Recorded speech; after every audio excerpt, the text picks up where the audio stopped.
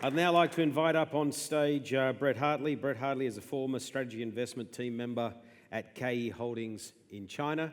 And we're going to have a chat over here about market-leading portals and transaction engines and how they can actually work hand in hand. That ultimate goal that often we used to talk about a lot of getting closer to the transaction. So Brett, thanks for having a chat. Tell us a bit about your background. Yeah, so like a lot of people at this conference, I'm Australian. And when I first graduated from high school, at that time, China and Australia had a very good relationship, which gave me the opportunity to spend some of my early years before I went to uni in China. And after I finished my degree, I ended up getting a job for a company that Simon's invested in called Juwai. And from this Juwai company, I then joined another small brokerage firm at that time called HomeLink in English, a green-coloured offline brokerage like Keller Williams. That brokerage grew very, very quickly and ended up becoming the online platform that is now KE Holdings, a $10 billion company and the biggest player of its type in China. So just kind of by accident and by luck, one step in front of the other, I ended up working for this company. So I'm the only white person there, the only non-Chinese person working at the company. Okay, can you tell me more about KE Holdings? Because Sure. It's sort of something that we don't know a lot about. Yeah, to put it in simple terms, this company would be like the equivalent of Zillow and Keller Williams merging together. So not only is it the largest digital player by traffic and number of listings and listings penetration, but it's also the largest offline network of agents, around 450,000 agents. China only has about 1.2 million agents in total. Some of those agents are owned by the company. Most of them are third-party agents who work exclusively with the company. So to link it back to my Zillow example, once you lock in with this company, the equivalent of Zillow, you can't go work for Realtor or Homes or any of the other online players. Sorry, did you say 500,000 agents? Yeah, it's soaked up a lot of agents, and that's because it was solving the real-world problems that agents have. Like many emerging markets, it's very, very difficult to be a real estate agent in China. And in fact, the average career span of a Chinese real estate agent is only 9 months. So you start your first day and 9 months later, more likely than not, you've gone to do something else. So it was helping professionalize and helping agents make money. And therefore, agents were voting with their feet. Brands were voting with their feet as well. Yeah. Okay, so so you've got a Zillow, so you've got all the listings or most of the listings. Yeah. You've got a lot of traffic. What's the sort of audience that KE Holdings would have? Around 50 million monthly active users, which is significantly. When it first listed, it was well behind what was then the #1 player, more of a traditional kind of fee-for-lead advertiser, but quickly it's eclipsed that, and now by audience per month, it's double the second guy. Yeah, and by revenue, it's 10x the second guy. And what's the rough revenue for KE Holdings? Around 10 billion, and you're looking at number 2 or 3 or 4. So is that 10 billion? US, yeah. Yeah, 10 billion US. Yeah, and an EBITDA of margin of around 10%, yeah. So it's making $1 billion a year? Roughly, yeah. Right, yeah. Okay. So it's not a small business? No. Okay, right. China's a big place. I mean, in terms of sales volume, the US and China are really the only $2 trillion plus real estate markets globally. Yeah. Okay, so let's dive a bit deeper. You've got KE Holdings having a front end, yeah. 50 million unique visitors a month, yeah. right, with all the listings on it. Yes. Those it advertises listings. Do all those leads go to its own agents? Yeah, that's right. So once you're locked into the ecosystem, you get 2 benefits, right? Like you get the user leads, people who come and ask about properties, but even more valuable, you get access to all the other listings on the platform. And this is probably something quite unique this platform did. It doesn't even allow, it requires multiple agents to work together to complete a transaction. Similar to the MLS, but in this version of the MLS, there is 3 or 4 different roles. So 3 or 4 different agents will collaborate together to execute a single transaction.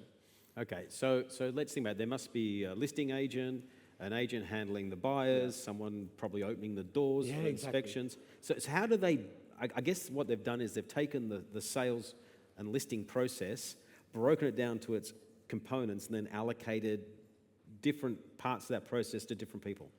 That's exactly right. And the buyer and seller side, I think, is fairly intuitive and natural, right? Someone brings the buyer and someone brings the seller. why they've kind of shoehorned the other roles in is to make sure that less experienced agents have some way to participate in a sale every month and take home a small piece of commission. The other kind of more minor roles, you get paid out less commission, but you do make money, so you're not living in a cycle of feast and famine. And that's resolving the issue I flagged before. That's just keeping agents in the industry longer. It's basically a common problem across emerging markets, right? The agent workforce just isn't solid enough and isn't professionalized enough. We know if we can keep an agent in work for 3 years, they're going to become incredibly productive and they'll become a positive producer on the platform. Okay, so let's go through the life of an agent, right? Sure. I'm one of these 450,000 Yeah. real estate agents in China. I'm going to go work for KE Holdings. Yeah. Do I turn up in an office? Do I have a boss? Yeah. Or is everything done like Uber through an app? Yeah, look, you'll join one of the 100 brands that sit underneath the platform, right? So a green-colored brand or a yellow-colored brand. Some of them are owned by the platform, some of them are not. So you'll go. What do you mean by green-colored and I'm yellow? just saying like brand A, brand B, brand C. Different brands with different personalities, but they all are exclusively linked into the platform. Okay, so they offer hundreds, I guess. Yeah, I think at this point hundreds, yes. Hundreds of different brands that agents work for. Yes. And they're targeting different segments of the market? Yeah, I mean, these agents, some of them have carved out their own niche, some of them are regionalized. The two biggest brands, both on the platform and nationwide, are fully owned by the platform itself. So you'll go to work at a bricks and mortar store, you'll log into the company's CRM, and that'll completely dictate the workflow. And also, your commission your customer pays is going to be paid to the platform as well, and that commission is going to be distributed through the platform to each different agent and the brand as well. Okay, so now I'm starting to get this, right? So the house goes up on the side, Yes. the buyer comes through, transaction happens, we'll talk at that level. Yeah. The commission gets paid by the home seller, Yep. X number of dollars or whatever. Yeah. Okay, but it goes to the KE Holdings. Yes. So it's like going to Zillow. Exactly. Right, okay, so then the Zillow equivalent takes it. And it then splits the commission up. Exactly. And Okay, how does that work? Well, I mean, number one, there's been a degree of consumer education, right? We've taught the market that it's safer to pay commission and indeed escrow in this fashion, right? Pay the platform if anything goes wrong. The platform's going to put a floor under it and compensate you for your loss, or even refund your commission in some cases. Number two, the agents like it because it provides a high degree of certainty around getting paid. And I'm an advisor to a lot of companies as well, and I've spoken to a lot of people at the conference. The B word or the bypass word is the bane of most transactional platforms, right? How do we make sure that if an agent does a deal through us, that we have visibility over that deal and we get paid? By the customer knowing to pay the platform to a degree, you can solve that problem. Okay, so then you said because you take the process and you break it up, Yeah. and the commission gets broken up. Yes. How does the commission get broken up? Is it equal or is it? It's not equal, but it's all kind of locked in digital stone, right? So the CRM system will dictate what role you've been assigned for this transaction. There's a degree of offline negotiation, but a group of agents will decide for this particular deal who's performing this function, and their role will be locked into a CRM. And then when the commission gets paid to the platform, that commission will then be distributed to the respective agents. In disproportionate. Yeah, so like one of the roles we typically give very junior agents is kind of like what you said, opening the door and taking care of the key, right? We don't want to lose the key. So that agent's going to get 3 to 5% of total commission. So if it's $100, they'll get $3. Now that's not a lot, but it's much better than the agent getting 0, right? And then deciding they're going to go work for a bank or they're going to go back home and be a teacher or something, and we've lost them to the industry. So we've not only given up the money we paid to recruit them, but then we've lost someone who, if we just kept in the platform for another 6 to 12 to 18 months, could have become a productive participant. Okay, can we put the questions up, please? Because you guys should ask some questions. I think this is sort of a very interesting model. You've been around, you've seen the way the portals are operating in this part of the world, Yeah. and agencies. Is this sort of so unique to the Chinese market and it just couldn't work in other markets?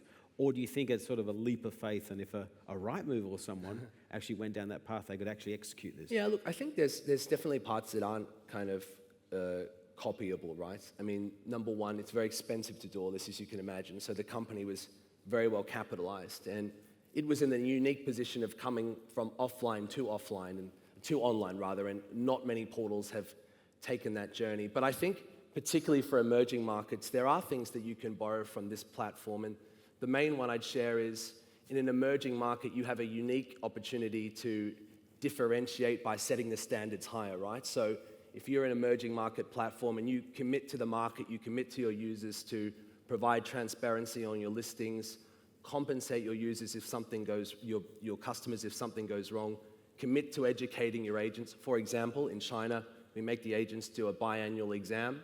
Agents who score below a certain mark are going to be penalized or in some cases let go. So there are some things emerging market platforms can do to make a positive contribution to kind of the infrastructure or the standards in that market. I think if we've learned anything from this company in China, that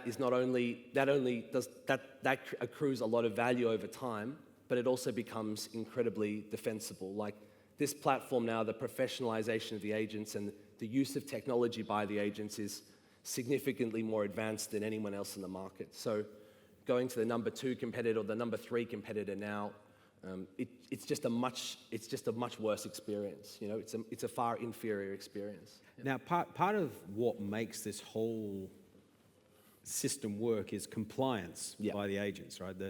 Now, clearly, maybe in China with this social score that sits over everyone's head, is there more innate compliance within the society that makes this model work? I think we'd like to pretend there is, but in reality, it's a mix of carrot and stick, but it's weighted towards carrot. So, as I mentioned before, when you lock into this system and you get access to every single listing on the platform, that's a very, very valuable resource for agents, right? So it just makes the agent's job of matching a good buyer with a good property far, far more efficient and massively increases their chances of getting a sale done. So agents really value that access to this pool of listings, and they also really value the high quality leads that the platform provides them as well. So they're really incentivized to be part of the system, and if they don't follow the rules or they don't comply at an agent level or at a brand level, they'll get kicked out, you know? Okay. What's the one thing that KE does that you think portals in this room could learn from? Yeah, so I haven't never worked for a platform in the UK, for example, or the US, but I'm a massive believer in transparency. And if you get agents to record high quality behavioral activity data on the back end in their CRM, I think it makes sense to put that in front of the customer. Now, what do I mean by that? If you go on the app in China, you can see how many inspections an agent's done over the last 30 days.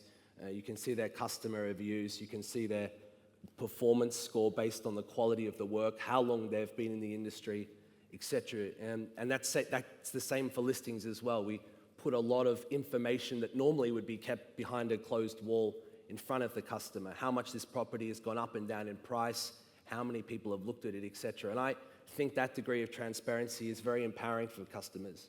But the one important difference is, with KE that's different to a portal is, KE doesn't take advertising money from agents, right? We take a 10% platform fee upon transaction. So it's really in the platform's interest to put good agents and good properties in front of people. Whereas for a Beike or a Property Finder or a Rightmove, they just want the person who pays the most. So that's an important difference.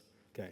Are property portals in China getting more transactions on new development properties now that some of the big developers are facing problems? No, definitely not. I mean, the new development market in China has gone off a cliff. I mean, down around 30% over the last 2.5, 3 years. And I think the tide is going out very quickly on the new development market in China. And I'd also say that that's an important lesson for emerging markets as well. We know the direction of travel is from a majority primary market to a majority secondary market. Right now, China's just hitting the inflection point where more properties are secondary sales than primary sales. So it's not a good business to be in right now. And over time, it'll be a less good business to be in, focusing on primary developments. Okay, now around $570 million in revenues for KE Holdings comes from renovations and furnishing services. This is in Q2 2024, so it's even a small period of time.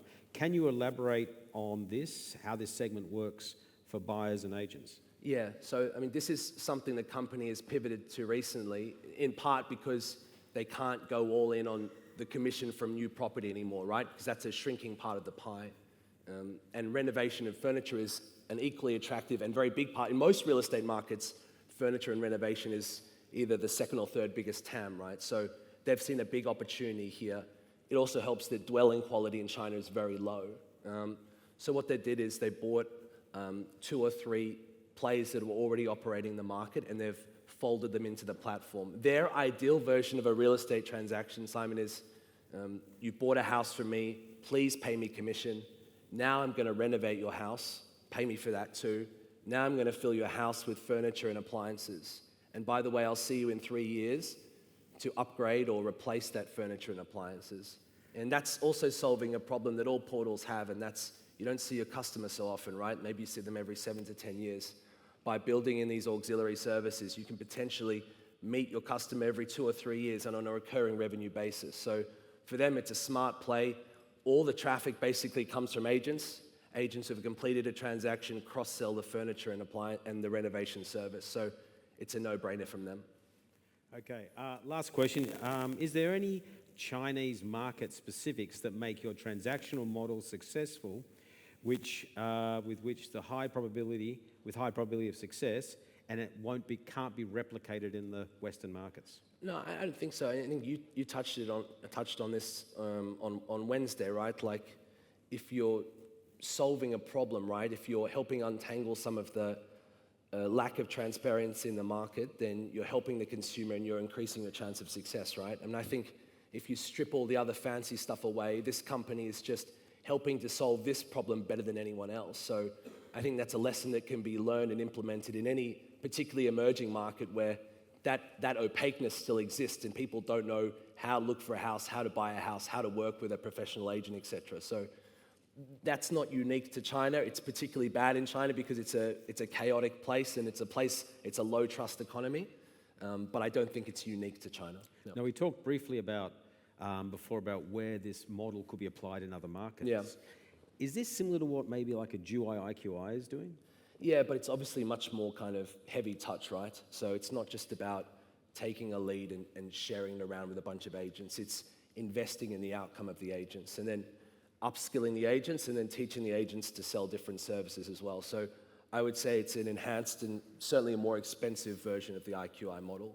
Okay. The hope is that, over time, and I think this is bearing out in reality, that it's very, very defensible, and even some of the insanely well-capitalized competitors in e-commerce platforms in China are just unable to take this platform on, and that's why it holds a 30+% market share.